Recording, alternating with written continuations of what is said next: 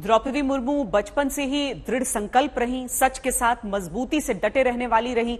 उनके टीचर बताते हैं कि कैसे वो मॉनिटर बनने के लिए अड़ गई थी। सबसे ज्यादा नंबर लाने वाली द्रौपदी मुर्मू की क्लास के 40 छात्रों में से सिर्फ 8 लड़कियां थीं। इसीलिए टीचरों के मन में आशंका थी कि वो पूरी क्लास को कैसे संभालेंगी, मगर द्रौपदी मुर्मू ने खुद को सही साबित कर दिया। लेकिन क्या आप जानते हैं कि एक वक्त ऐसा भी था जब द्रौपदी मुर्मू डिप्रेशन में चली गई थी, उनका आत्मविश्वास कहीं खो गया था। अब द्रौपदी मुर्मू से जुड़े 4 हादसों की कहानी देखिए।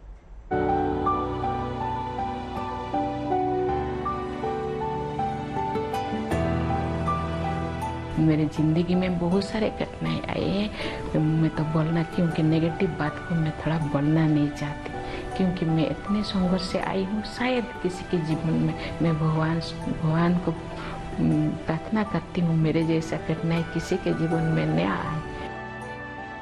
देश की पहली महिला आदिवासी राष्ट्रपति द्रौपदी मुर्मू के मुंह से ये बातें सुनकर आपको हैरानी हो सकती है, लेकिन उनका जीवन संघर्षों से भरा रहा है, जिसमें वो एक के बाद एक निजी क्षति के बावजूद चट्टान की तरह खड़ी रही। साल 2010 से 2014 के बीच द्रौपदी के 2 बेटों और पति की मौत हो गई। उनकी जिंदगी में शून्यता आ गई। लेकिन एक दिन मैंने सुना कि बच्चा सुबह नहीं है, तो चले गए, शरीर छੱਡ दिया। तो क्या हुआ मुझे पता नहीं। तो मैं थोड़ा टूट गई। मैंने सोचा, अरे क्या हुआ ये जिंदगी। मैंने सोचा कि कुछ दिन के लिए मैं थोड़ा शांत हूँ। डिप्रेशन में चले गए। डिप्रेशन में सब सोचे कि ये शायद नहीं रहेगी, ये मर जाएगी। लेकिन मैंने सोचा मुझे जीना है, तो कुछ लोग तो है, लोग मुझे मेरे पास आए। अरे लाखों लोग, आपके एक बेटा चला गया तो क्या हुआ। साल 1984 में द्रौपदी मुर्मू के जीवन की पहली ट्रेजेडी हुई। उनकी पहली बच्ची ने महज 3 साल की उम्र में दुनिया छोड़ दी।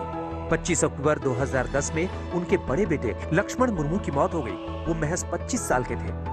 2 जनवरी 2013 को उनके छोटे बेटे बिरंची मुर्मू की मौत हो गई।